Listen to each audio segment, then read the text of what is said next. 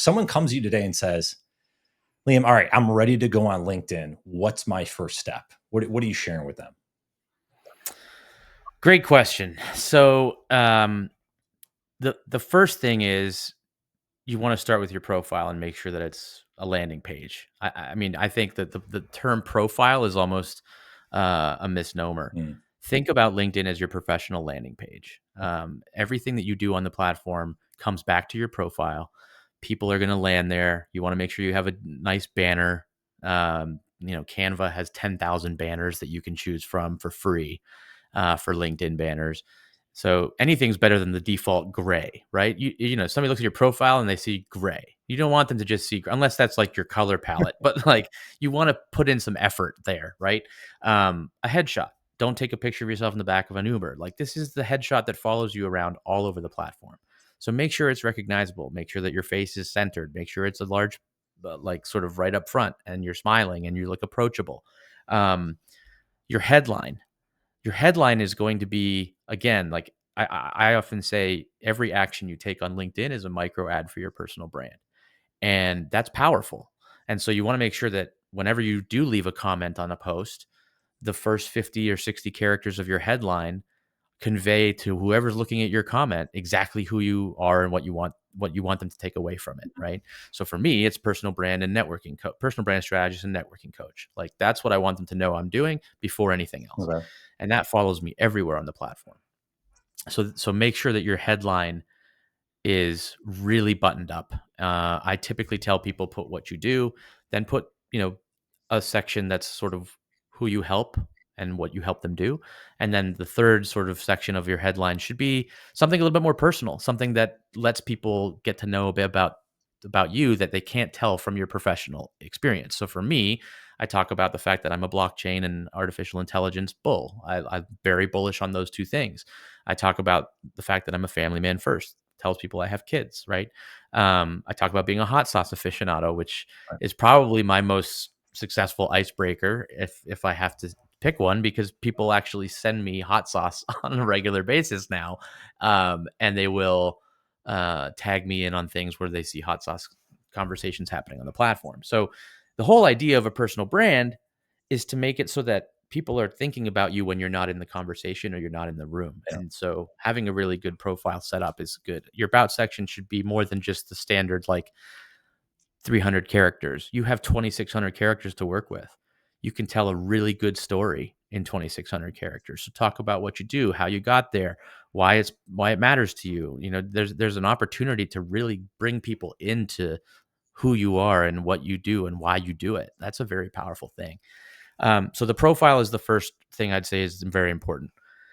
Second, you want to make sure that you're filling your feed with content that inspires you to converse or consume the content.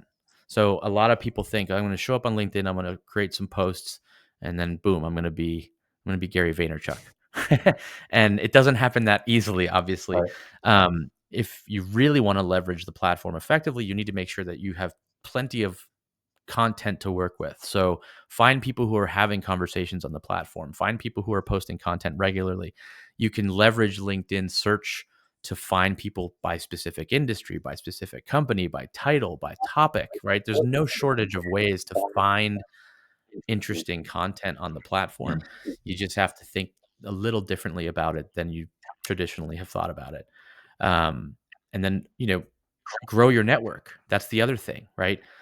Finding people who are of interest to you, connecting with them, having conversation with them, because the posts alone are not going to get you tons and tons of Right. followers.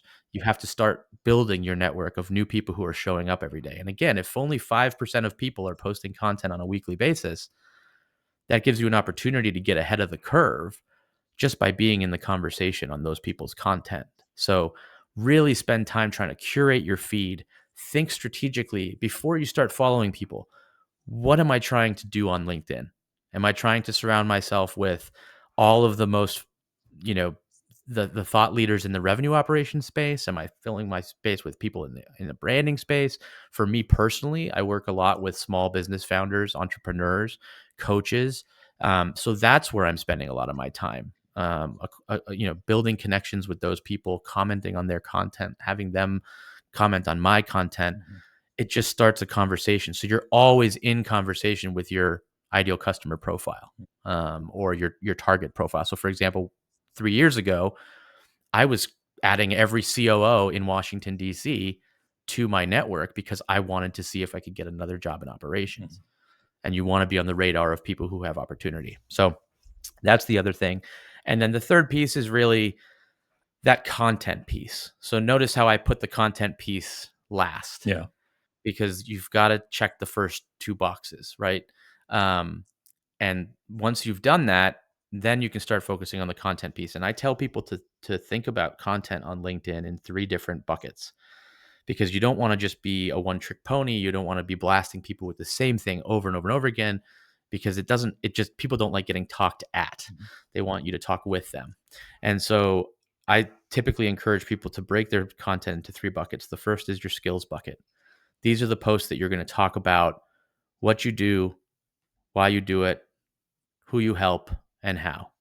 Those are your sales and marketing posts. Whether you're looking for a new job or you're looking for clients, you're basically using those posts to put out a message about the value that you deliver if given the opportunity to do so.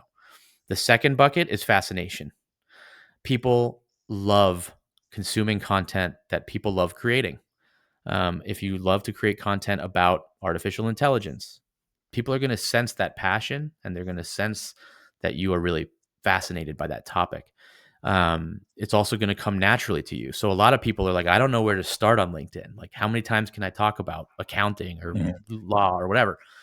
That's the whole point. Share some of your fascination that's related to business. And people will start to consume that content, and they'll want to get in on the conversation. So I say a couple posts a week with the skills, a couple posts a week with the fascination. And then the third bucket is what I call window into your world posts. And these are the posts that are a little bit more raw. They're a little bit more vulnerable. They're more human, and they take a little bit more effort to publish, because it's really kind of putting yourself out there, and it's letting people see something inside of you that maybe they wouldn't otherwise get to see.